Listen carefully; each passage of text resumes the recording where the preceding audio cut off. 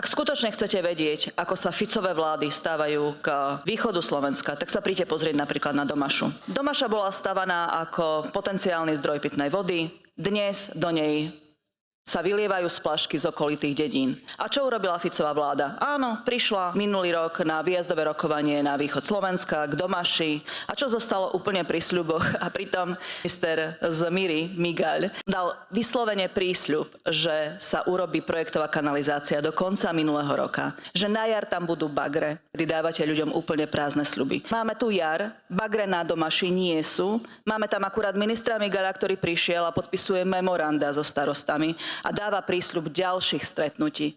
No to kde sme?